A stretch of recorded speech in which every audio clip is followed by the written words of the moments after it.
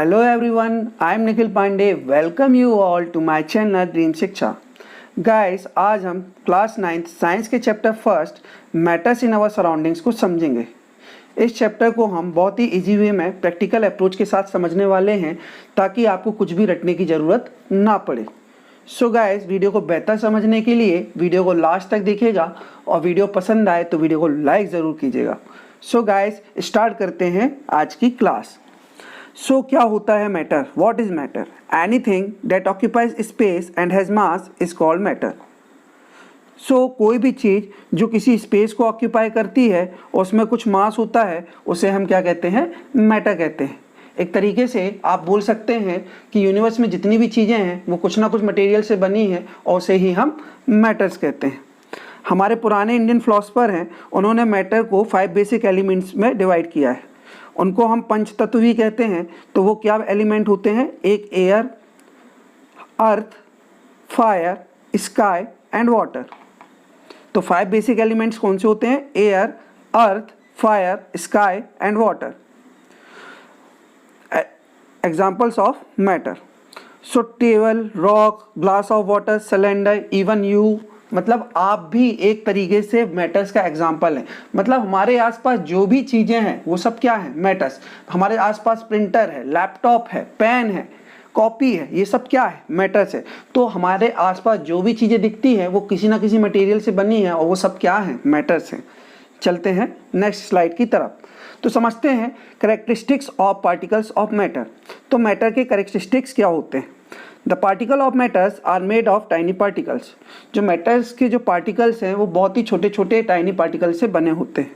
The particles of matters have space between them. जो particles of matters होते हैं उनके बीच में स्पेस होता है। The particles of matters are continuously moving.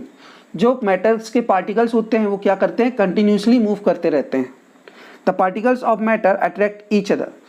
जो पार्टिकल्स होते हैं मैटर के वो एक दूसरे की तरफ अट्रैक्ट करते हैं।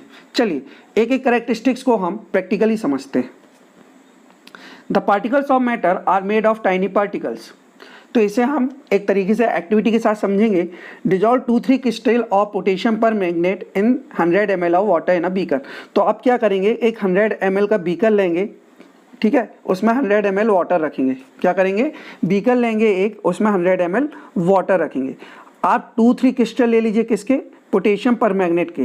पोटेशियम परमैंगनेट के हम क्या करेंगे? 2-3 क्रिस्टल लेंगे चम्मच में और उसे हम वाटर में मिला देंगे। तो इससे क्या हुआ? यहाँ पे पानी का कलर क्या हो गया? चेंज हो गया है। ठीक है, क्यों चेंज हो गया? क्योंकि उसमें हमने पोटेशियम परमैंगनेट मिला दिया है, इसलिए ये प्योरली क्या हो गया? पिंक टाइप का दिख रहा है। अब हम इस वाले बीकर से अब हम कुछ नहीं मिलाएंगे, इसी बीकर से हम क्या करेंगे? 10 ml सॉल्यूशन निकालेंगे और जो बाजू में जो एक 100 ml वाटर का बीकर जो रखा है उसमें मिला देंगे। जब हम इसमें मिलाएंगे तो इसका भी कलर चेंज हो जाएगा। ठीक है, फिर हम यहाँ से भी सॉल्यूशन लेंगे 10 ml, उसे भी 100 ml वाले बीकर जो वाटर का है उसमें मिला देंगे। इस तरीके से आप 5 से 6 बार इस स्टेप को रिपीट करेंगे और आप जितने बीकर में बदल बदल के उस सॉल्यूशन को डालेंगे, हर बार आपको उसका क्या होगा? बीकर का कलर ब्लू से क्या हो रहा है? चेंज हो रहा है ना? कुछ ना कुछ ज़्यादा चेंज हो रहा है। यहाँ पे ज़्यादा चेंज हो रहा है क्योंकि ये पहले लिया था आपने, यहाँ पे थोड़ी सा कम सॉरी थोड़ा कम चेंज हुआ, मतलब कुछ ना कुछ लेकिन चेंज आ रहा है ना? तो इस तरीके से हम कह सकते हैं कि जैसे हम पोटेशियम परमैंगनेट के क्रिस्टल को मिलाते हैं कुछ भी, तो उससे हम क्या कर रहे हैं? लॉर्ज वॉल्यूम वाटर, मतलब हम कितने सारे वाटर, मतलब 5 से 6 बार इस प्रोसेस को रिपीट किए और हर बार हमको क्या हो रहा है? कलर चेंज मिल रहा है। इस तरीके से आप कह सकते हैं कि 2-3 क्रिस्टल से हम कितने सारे वाटर का, मीन्स हमने उसमें से सिर्फ 10 ml सॉल्यूशन लिया था और कितने सारे वाटर का हमने क्या कर दिया है? कलर चेंज कर दिया है। मतलब millions of tiny particles are there in each crystal. एक क्रिस्टल में मिलियंस ऑफ टाइनी पार्टिकल्स होते हैं, इसलिए इसका आंसर इसका क्या हो रहा है? कलर चेंज हो रहा है। चलते हैं नेक्स्ट स्लाइड की तरफ। The particles of matters have space between them. अब कहते हैं कि जो पार्टिकल्स होते हैं मैटर के, उसमें क्या होती है? बीच में स्पेस होता है। तो आप क्या करेंगे? एक बीकर में वाटर ले लेंगे, ठीक है, और आप क्या करेंगे? एक चम्मच में शक्कर ले लीजिए या शुगर ले लीजिए, जो भी आप चाहते हैं। हमने क्या ले लिया है? शक्कर को ले लिया है या सॉल्ट को ले लिया है, नमक को ले लिया है। ठीक है, आप क्या करो? उसे वाटर में मिला दो। उसे आप क्या करोगे? वाटर में डाल दोगे। उसके बाद आप रॉड से उस वाटर को घोल दो। आप क्या देखेंगे कि जो आपने पहले 100 ml वाटर लिया था, 100 ml जो वाटर लिया था वो अब भी वैसा ही है, उसके जो वाटर लेवल में कोई फ़र्क नहीं आया है ना। ये क्यों हुआ? क्योंकि जो वाटर के बीच में है, ये जो गोल गोल है ना, वाटर के बीच में क्या है? स्पेस है, जिसको क्या किया है? सॉल्ट ने ऑक्यूपाई कर लिया है। वाटर के बीच में क्या होता है? स्पेस होता है, जिसे क्या किया है? सॉल्ट ने ऑक्यूपाई कर लिया है, इसलिए इसका लेवल नहीं बढ़ा है। तो this is because the particle of salt get into the space between the particles of water. जो पार्टिकल्स थे सॉल्ट के, उनने क्या किया है? जो वाटर के बीच में स्पेस था उसे ऑक्यूपाई कर लिया है, इसलिए वाटर का लेवल भी नहीं बढ़ा है, मतलब उसी में इंटरमिक्सिंग हो गई। ठीक है, इस तरीके से हम कह सकते हैं कि particles of matters have space between them. तो एक when we dissolve salt in water, the particles of salt get into the space between particles of water। तो फाइनली कंक्लूजन क्या निकलता है? जब हम सॉल्ट को वाटर में मिलाते हैं तो जो स्पेस होता है वाटर के बीच में, उसमें क्या होता है? सॉल्ट उस स्पेस को क्या कर लेती है? ऑक्यूपाई कर लेती है। चलते हैं नेक्स्ट की तरफ। The particles of matters are continuously moving.